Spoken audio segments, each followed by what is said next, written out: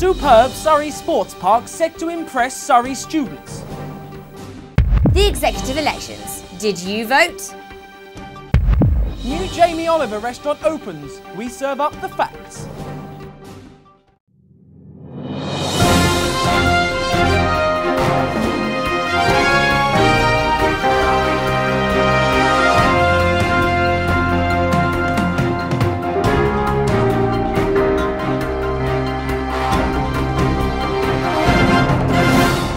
Welcome to the University of Surrey Student News.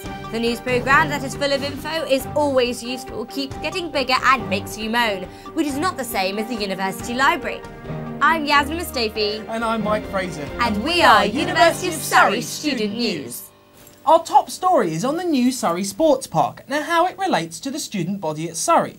Due to the fact that I myself frequent the gym, I thought it pertinent to send someone who has quite clearly never seen a gym in her life. We kicked Yaz out of the studio for a day to check out the new sports facilities and see if all the excitement is really worth the sweat. Thank you, Mike. I'm reporting to you all outside the Surrey Sports Park in Guildford, and I'm pretty sure the majority of you have already heard of this new sports park, so I'm here to tell you the good points and the bad points about it.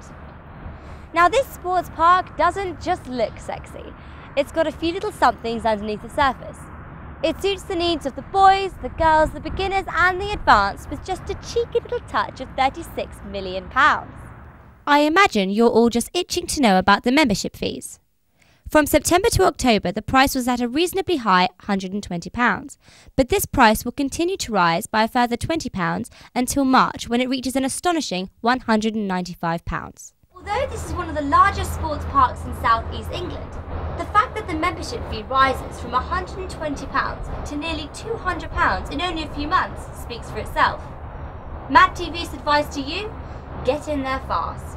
Now, although there is an impressive health and fitness centre with 120 stations, a 12-metre climbing wall and a pool which is 1 metre longer than an Olympic-sized pool, I'm sure you'll have to make the decision as to which out of the 10 football and rugby pitches you'd like to play on. But don't worry, once your minds have been sufficiently exhausted of decision-making, you can catch a quick break at the 350-seat bar and cafe. Now that's not bad. Let's not forget some other things this membership gives you. Student club insurance, unlimited use of the gym, discounted or even free hall bookings, free aerobic and fitness classes, and use of all the swimming pool facilities. Hang on, here's a question. What if you're just a student that wants a simple place to go for a simple jog or even a simple swim?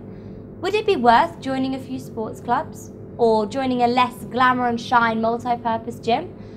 Guildford is known to have quite a good few sports facilities up its sleeve, so why not settle for better value? After all, we are just students. So watch this space. The Surrey Sports Park. A smart success and ideal option? Or just a little bit too much for us? This is Yasmin Mustafi reporting for M.A.D.TV. Back to you at the studio. Cheers, Yaz. So you enjoyed your trip to the sports park? I did indeed, thank you, Mike. And because there are so many courses, I do hope to take on a few myself sometime. Did you know that there was a full range of classes, from tap dancing to pole dancing? Yeah, I've been thinking about taking up pole dancing myself. Our next story is from our lead reporter and your dear friend, Adam Hurd. This episode, he's reporting on the executive elections. What? What's that you say? You've never heard of it? You've never voted? We've noticed. Last year, we reported that students were clamouring at Student Parliament for more democracy and more student involvement with our union. We now go to Adam at the Cathedral to find out more on the recent executive elections. Thomas Paine once wrote, and bear with me, I'll paraphrase, that we should elect those with responsibilities over us, engrafting representation upon democracy to arrive at a system of governance capable of embracing all interests. Smart man. Sadly, however, to say that you, the university's populace, proved as a whole less than enthusiastic when it came to engaging with the recent exec elections would probably be a bit of an exaggeration. The results are in. But do you care? This is not to say that the elections are a bad thing, but with 14,441 students eligible to stand for these posts, it seems a bit of a letdown when out of that huge number only 13 stand between 8 different positions, 2 of which had no applications at all, and several of which received only 1 candidate. And furthermore, less than 7% of the university turned out to vote, Does this below-average turnout weaken the whole democratic point of the occasion? The electoral victorious will no doubt do their university proud. Better them than me. I hate working for free. But perhaps in the interest of improving electoral turnout in years to come, it'll be worth asking a few of you, what motivates a student to vote? I happened to be going through the library, so it was convenient. The effort to walk to the library was too great. I just didn't really care. As a politics student, I believe in democracy, and I felt if I didn't vote, I wouldn't have a right to complain if things weren't in my favour. I don't understand the difference between these elections and the other elections they have at the other time of year. I don't know what they're for, I don't know what they were going to do, and I'm leaving this year, so what are they going to change for me? Nothing. I voted because I'm a politics student, so I felt that I had to. I have no idea what they're for. But they were just pictures of people's faces and they didn't tell me much about what they were going to do, what they were going to change, so I didn't vote because I didn't know who to vote for really. They were just pictures. And therein lies the undisputable truth of the students on the street. Make of it what you will. M.A.D. meanwhile, has stood for election, forgotten to vote, and fiddled with the expenses. This is Adam Hurd reporting on the exec elections. Now back to you in the studio. Brilliant. Thanks, Adam. Well, evidently there is enough opportunity for democracy. So come on, students, why not exploit its full potential? Crikey, all this talk about politics is making me a bit tired, Mike. Well, Yaz, perhaps you will enjoy this next lighter news story on the recent opening of the new Jamie Oliver restaurant in town. It seems that Guildfordians have been making use of the darker evenings and braving the streets to visit the new restaurant called Jamie's Italian. Here to serve up this spicy story is our reporter Claire Wilkie. Over to you, Claire. Hello and welcome to the new Jamie Oliver restaurant that's just opened here at the bottom of Guildford High Street. If you're looking for authentic Italian food served in a rustic and cool environment, then this is definitely the place for you. I'm now sitting here with head chef Dennis, who's going to give us some insight into what really happens behind the scenes. Hey, how you getting? You alright? Yeah, I'm very well, thank you. Good. Everyone knows that Jamie is really passionate about his craft. What was the experience of you being trained by him? Being trained at 15 in London, well, a long time ago now, it's about 7 years ago since I'd done my training, was just something out of this world. You know, the best training is given to the chefs there. Do you try to reflect Jamie's fun-loving attitude in the way that you create your own dishes? I do, you know, I love Jamie's style of food. You know, that's what I've been taught, the Italian food that Jamie grew up around and Jamie loves.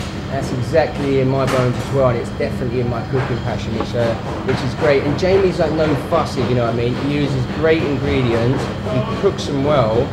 In the story, like you don't need to be too punchy on a plate. Great, add a little bit of love, gum. And so I think we're both from that sort of rustic sort of cooking background, which is yeah, definitely following in Jamie's footsteps of cooking. And finally, what dishes would you recommend to our students at home? What I'd recommend is like our pasta dishes is a great thing if you want to get into cooking and doing something at home. Here we make fresh pasta every day. Can you cook me one, please? Love to, love to. Thank you. And now for some pucker facts. Did you know that whilst you're waiting, you can watch your food being prepared by top chefs in an open plan kitchen?